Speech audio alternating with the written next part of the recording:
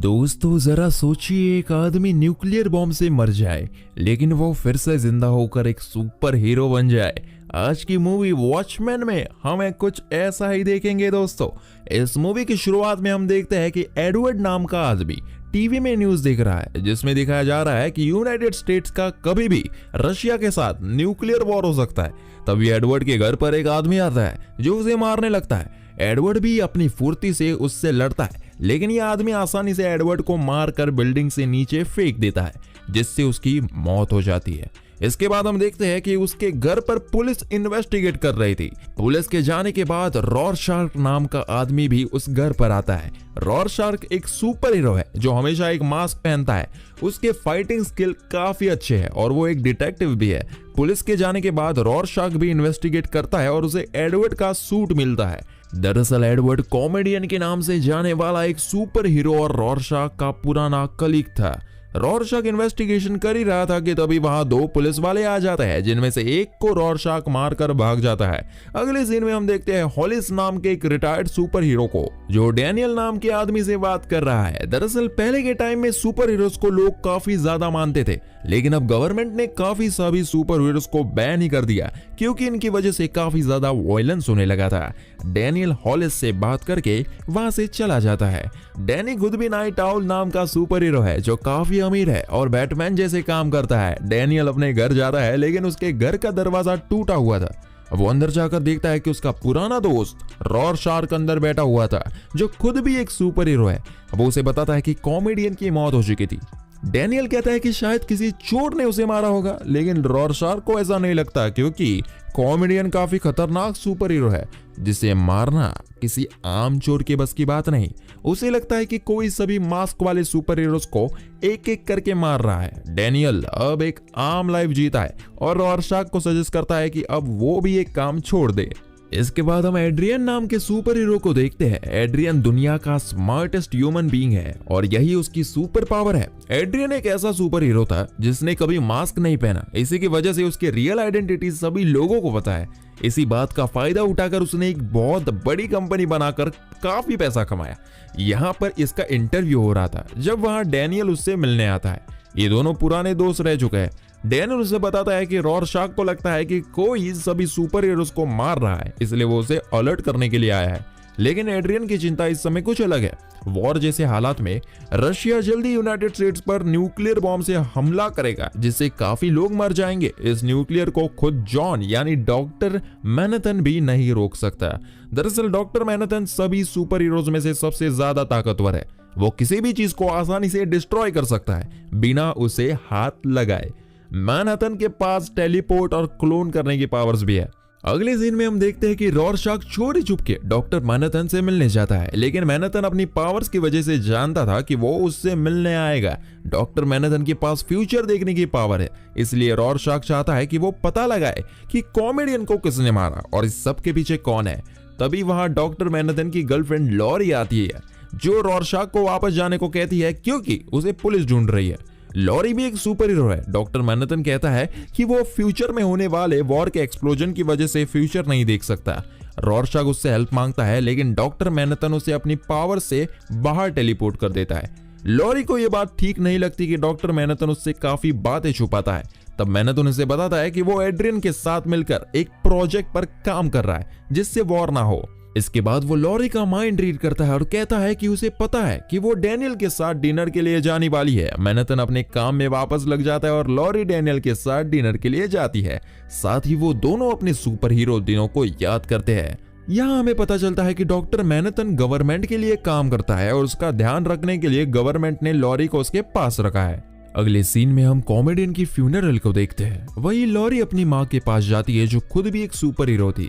वो अपने पुराने टाइम को याद करती है। तब हमें दिखाया जाता है कि 40 साल पहले जब लॉरी की माँ अपने कपड़े चेंज कर रही थी, तो कॉमेडियन ने उसकी इज्जत लूटने की कोशिश की थी। इधर डॉक्टर मैनहट्टन, जो कॉमेडियन का फ्यूनरल अटेंड कर रहा था, वो अपने पुराने टाइम को याद करता है जब उसने गवर्नमेंट के साथ मिलकर वियतनाम का वॉर जीत लिया था।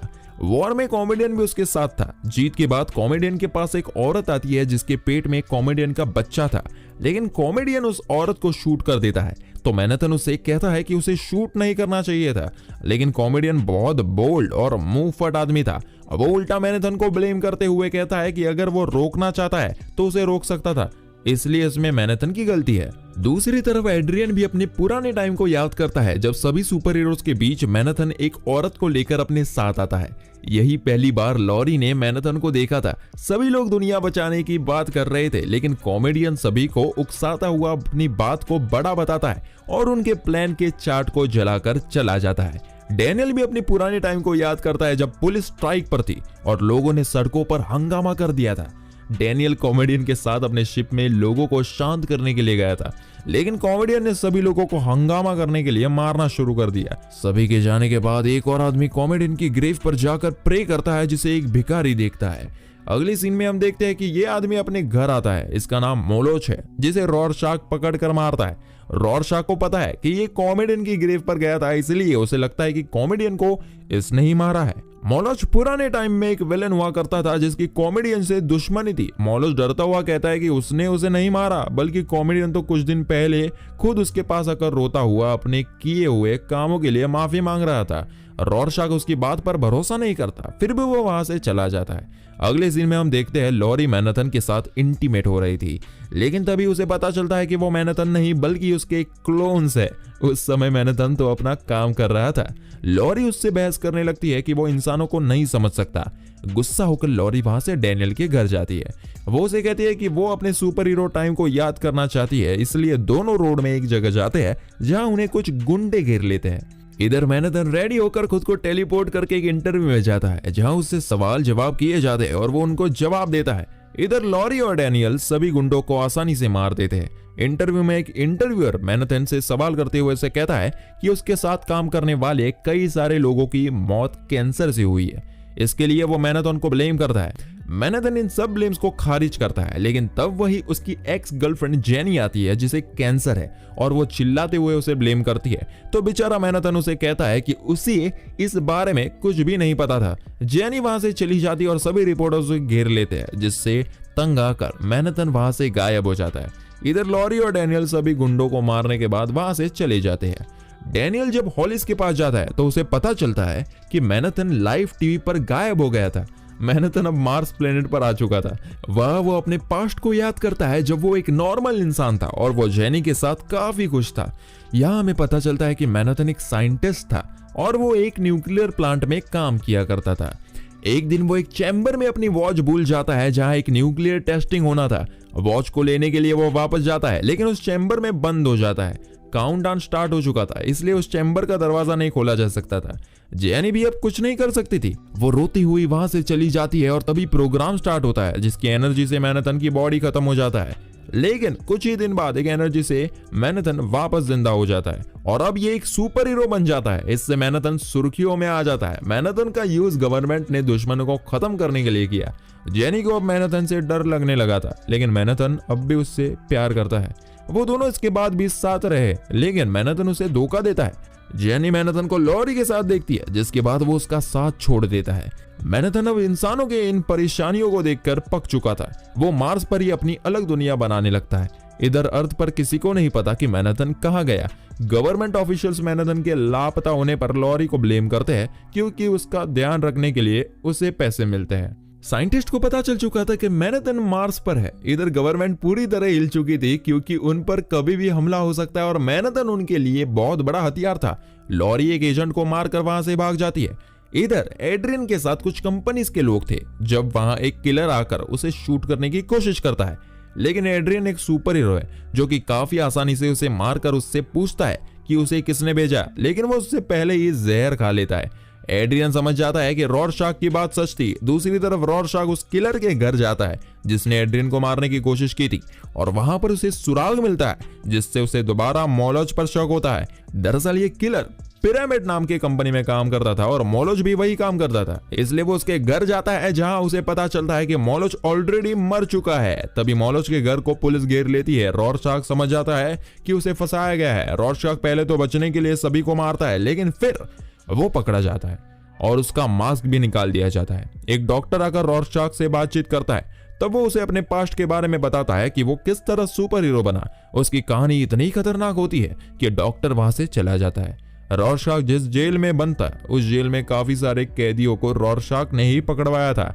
खाना खाते समय एक आदमी उसे मारने की कोशिश करता है, लेकिन रॉरशॉक उसे आसानी से मार देता है और कहता है कि मैं तुम लोगों के बीच नहीं फंसा हूं, बल्कि तुम सब लोग मेरे साथ फंस चुके हो। दूसरी तरफ लॉरी डैनियल के बेसमेंट में जाकर उसकी शिप देखती है और गलती से वहां आग लग जाती है। डैनियल आकर आग बुझाता है और लॉरी उसका सुपर हीरो सूट देखती है। लॉरी उसे सीड्यूस करती है और ये दोनों इंटीमेट होने लगते हैं कि डैनियल किसी वजह से रुक जाता है। उधर जेल में रॉरशॉक के पास एक बौना आदमी आता है जिसे 15 साल पहले रॉरशॉक ने ही जेल भिजवाया था। वो उसे धमकी देता है कि जेल में सब लोग उसे जल्दी मार देंगे। यहाँ लॉरी दोबारा से अपना सुपर हीरो एक्सपीरियंस करना चाहती है, इसलिए वो दोनों शिप में एक जगह जाते हैं जहाँ बिल्डिंग में आग लगी है और काफी लोग अंदर फंसे हैं। वो पानी की टंकी को शूट करके उसका सारा पानी गिराकर आग बुझा देते हैं और सभी लोगों को बचा देते हैं। उधर जेल में अफरा तफरी मच चुकी है।